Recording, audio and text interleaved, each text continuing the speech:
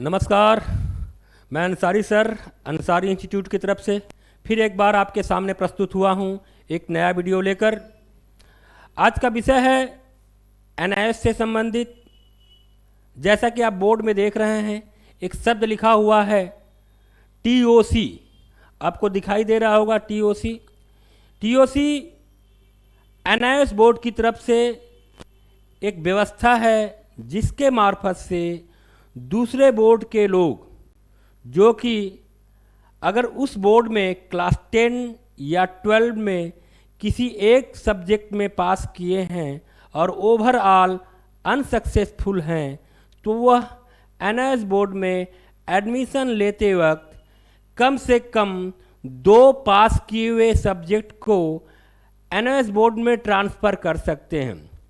यह टीओसी जो है, इसका फुल फॉर्म है ट्रांसफ़र ऑफ क्रेडिट। जैसा कि आप देख रहे हैं, इसमें आपके जिन 2 सब्जेक्ट में आपने पास किया है वह सब्जेक्ट के मार्क्स अगर एनआईएस बोर्ड के सब्जेक्ट के संग मैच करते हैं तो एनआईएस बोर्ड आपको यह फैसिलिटी देता है कि आप उन सब्जेक्ट्स के मार्क्स एनआईएस बोर्ड में ट्रांसफ़र कर सकते हैं। उसके बाद अगर आपने 2 सब्जेक्ट सक्सेसफुल सब्जेक्ट को ट्रांसफ़र किया है तो किन्हीं 3 सब्जेक्ट को लेकर आप एनआईएस में एग्ज़ाम दे सकते हैं, अर्थात 2 और 3, जिसमें एक लैंग्वेज होना ज़रूरी है। तो इस हिसाब से आप पर सिर्फ 3 सब्जेक्ट का दबाव रहेगा और 3 सब्जेक्ट पास करने के बाद और 2 सब्जेक्ट चूँकि टीओसी हो चुका है, आप सक्सेसफुल डिक्लेयर किए जाएंगे। यह व्यवस्था सिर्फ उन छात्रों के लिए है जिन्होंने प्रीवियस बोर्ड में पिछले 5 साल में अपना एग्ज़ाम दिया है और वह पूरी तरह से अपने बोर्ड का सर्टिफिकेशन कंप्लीट नहीं कर पाए हैं। यह व्यवस्था सिर्फ उन्हीं के लिए है। यह व्यवस्था एनआईएस के छात्रों के लिए भी है अगर उन्होंने 4 सब्जेक्ट तक पास किया है पिछले 10 साल में। देखिए, ख्याल कीजिएगा, दूसरे बोर्ड में ये व्यवस्था सिर्फ 5 साल के लिए है।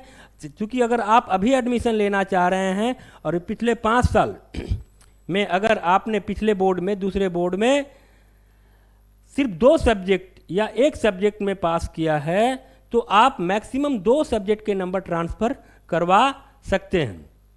और अगर यही बात एनआईएस बोर्ड के छात्र हैं, पिछले 10 साल में उन्होंने 4 सब्जेक्ट पास करके बैठे हुए हैं, तो चारों सब्जेक्ट को ट्रांसफ़र करा सकते हैं। यह टीओसी व्यवस्था छात्रों पर दबाव कम करने के लिए है। इस व्यवस्था को पूरी तरह समझना पड़ेगा। कुछ मान्यता प्राप्त बोर्ड, देख लीजिए यहाँ पे बहुत सारे बोर्डों का नाम दिया हुआ है। कुछ मान्यता प्राप्त बोर्ड के मार्कशीट या उन्हीं को मान्यता दी जाती है। इसमें आप इस बोर्ड में इसमें आप अपने बोर्ड का लिस्ट देख सकते हैं। यहाँ पे लंबा चौड़ा लिस्ट है, आप देखिए। कम से कम यहाँ पे 33 बोर्ड के नाम दिए हुए हैं। आप देख लीजिए इसमें आपके बोर्ड का नाम है कि नहीं, ठीक है। और यह व्यवस्था सिर्फ उन सब्जेक्ट के लिए है जो सब्जेक्ट आपके बोर्ड में भी हैं और एनआईएस बोर्ड में भी हैं। यह ट्रांसफ़र या हस्तांतरण की व्यवस्था सिर्फ उन्हीं सब्जेक्ट्स के लिए एप्लीकेबल हैं। और यह ट्रांसफ़र ऑफ क्रेडिट एप्लीकेबल है आपके जो एनआईएस के 4 जो स्ट्रीम 1, स्ट्रीम 2, स्ट्रीम 3 और स्ट्रीम 4 चारों जो एडमिशन के जो लिंक हैं उनके माध्यम से आप टीओसी करा सकते हैं।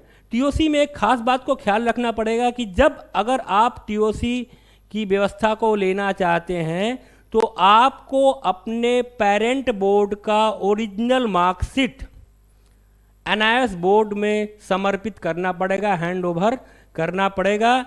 यह कब करना पड़ेगा? जब आपने एडमिशन लिया।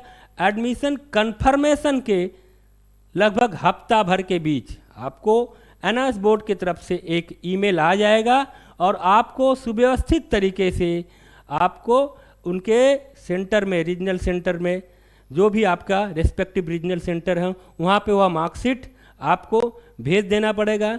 ध्यान रहे जब भी आप मार्कशीट भेजें तो स्पीड पोस्ट या किसी भी ऐसी व्यवस्था से भेजें जहाँ की आप सुनिश्चित हो सकें कि आपका मार्कशीट बोर्ड में पहुँच गया है। और आप अपनी मार्कशीट की कॉपी हमेशा एक कॉपी जेरॉक्स कॉपी अपने पास रखें ताकि फ्यूचर में अगर कोई असुविधा हो तो आपके पास आपके मार्कशीट का एक कॉपी रहे। यह टीओसी व्यवस्था हमेशा ही अवेलेबल है, हर स्ट्रीम में अवेलेबल है।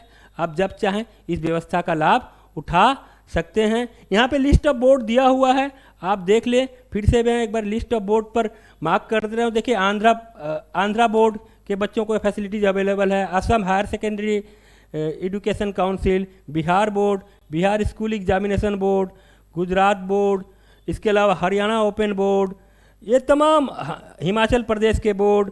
इसके अलावा आप देख रहे हैं Jammu and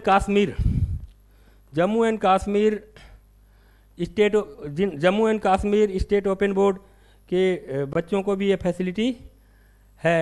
department of pre university, Karnataka open school, Kerala state open school, Madhya Pradesh board of secondary education, MP open school, Maharashtra state board of secondary and higher secondary, Meghalaya board, Punjab school education, इसके अलावा Punjab open school, Madhyamik Shiksha board, Ajmer, Rajasthan state open board, ये तमाम तरह के तमाम जो board हैं ये यहाँ पे ये फैसिलिटीज़ अवेलेबल है। इसके अलावा आप देखिए त्रिपुरा के बोर्ड में UP board of secondary education, West Bengal board of education Kolkata, West Bengal council of higher secondary education, West Bengal council of Rabindra Mukta Vidyalaya अर्थात रविंद्र ओपन स्कूलिंग के बच्चे, Jharkhand academic council, Goa board. इसके अलावा आप देख सकते हैं छत्तीसगढ़ के माध्यमिक शिक्षा मंडल, Chhattisgarh state open board, Uttarakhand board of examination, ये जो फॉरेन बोर्ड है Asia Pacific international baccalaureate Asia Pacific board. इसके अलावा नेशनल ओपन स्कूल के बच्चे जो पिछले 10 साल में अपनी पढ़ाई कंप्लीट नहीं कर पाए हैं लेकिन वो मिनिमम एक या मैक्सिमम 4 सब्जेक्ट में पास हैं तो यह व्यवस्था उनको भी। इसके अलावा सेंट्रल बोर्ड सीबीएसई और आप आईसीएसई सीआईएसई बोर्ड आप देख रहे हैं उनके बच्चों को भी ये व्यवस्था ये फैसिलिटीज़ अवेलेबल है। तो मैं कहूँगा कि अगर इस संबंध में आपको किसी भी परेशानी का सामना करना पड़ रहा आप हमसे संपर्क कर सकते हैं। वीडियो मैं रेगुलर बेसिस पर इस तरह के विषय पर बनाया करूँगा और अगर आपको हमारा वीडियो पसंद आ रहा है तो आप हमारे YouTube चैनल को लाइक कीजिए, सब्सक्राइब कीजिए, शेयर कीजिए और ध्यान रहे बेल आइकन को दबाना न भूलें। धन्यवाद, नमस्कार।